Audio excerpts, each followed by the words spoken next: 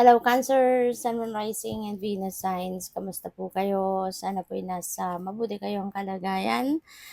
Welcome back po sa Star Tarot at kung bago kayo rito, welcome din po kayo. Please subscribe, like, share my videos, and leave me a comment kung nakaresonate po kayo. Thank you. So, pasensya na po, Cancer, kasi ganito po uli lang yung pagpipili natin ng cards kasi hindi pa rin po ako makapag-shuffle, no?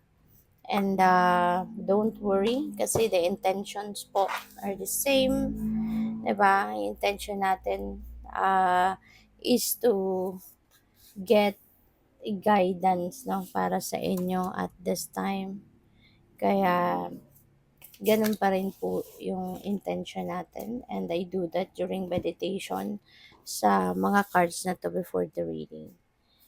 So, yung first card po ninyo, Knight of Wands, napakaganda. Meron tayong Sun, meron tayong Seven of Pentacles. So, napakaganda nito.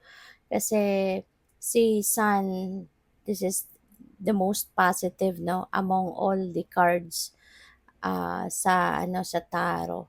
Napakasaya, diba? This is the time that you are going to be very happy. This is the time that you are going to be very optimistic, diba? Parang mababalot kayo ng liwanag. Wala ng kadiliman, kumbaga. Kung ano man mga madilim na sitwasyon sa buhay ninyo na maaring na-experience ninyo at this time, rest assured, no, na that will be replaced with kaliwanagan.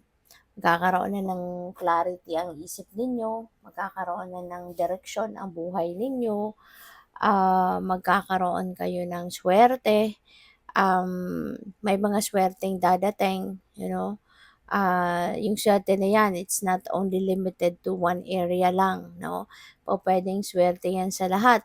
O pwedeng swerte sa love life, sa pamilya, sa pera, sa trabaho, sa business ninyo, yung ganon. So, there are going to be different kinds of successes, financial, material, ganyan, emotional, magkakaroon kayo ng magandang sitwasyon diyan, 'no, at makakaramdam talaga kayo ng kaginhawaan, 'no, sa buhay, and even physical strength, 'no. Cancer, mararamdaman din ninyo 'yan, magkakaroon kayo ng lakas din ng pangangatawan, makakabalik na, 'no. Kasi kung dati baka nagkaroon kayo ng tawag dito, diprensya sa katawan, 'di ba? May mga physical discomfort na nararanasan. Ngayon, maaano na 'yan, matatanggal na 'yan, 'no? Unti-unti mag-i-improve na ang inyong pakiramdam. So, that's really, really nice. And Knight of Wands, you are going to seize an opportunity at this time. Merong oportunidad na dadating sa buhay ninyo wherein mag-aano kayo, um, magte-take advantage kayo dito. As in, gagawa kayo ng paraan para makuha yung oportunidad na yan. Kaya pupuntahan ninyo yan, asikasuhin niyo yan, papansinin niyo talaga yan sa ngayon.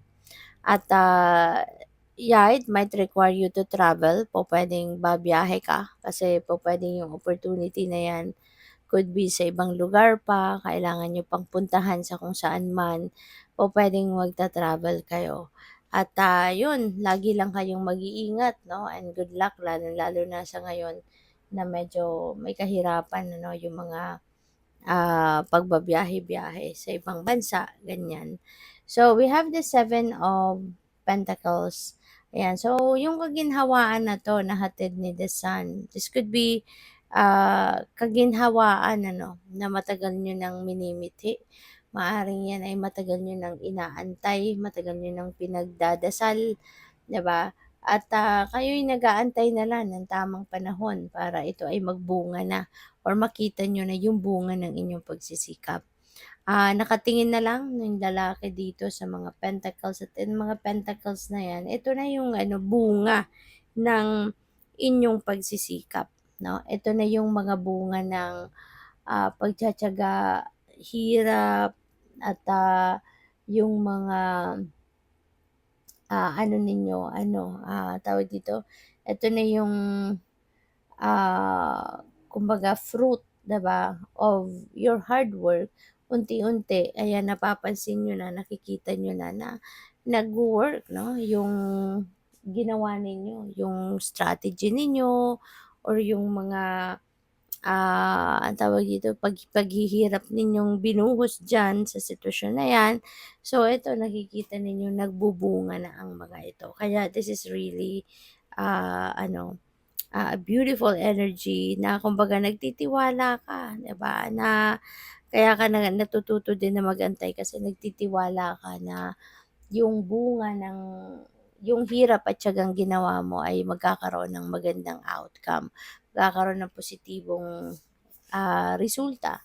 So, we have the angel number 1212, ayan. So, may mga choices na nandiya sa inyong harapan. Maaari na you are going to choose, 'di ba? May mga iba-ibang ano ka, options dito, so which is really good. Maaaring related 'yan doon sa opportunity na pupuntahan ninyo or natitignan ninyo or hahanapin ninyo, 'di ba? So, yeah, make a good choice, okay? Make a good choice. Pakinggan ninyo yung intuition ninyo para magabayan kayo towards the perfect, choice para sa'yo. Para in the end hindi ka magsisi, 'di ba? At, pag-isipan din ninyong mabuti, okay? So, we have angel number 000. Wow, napakaganda.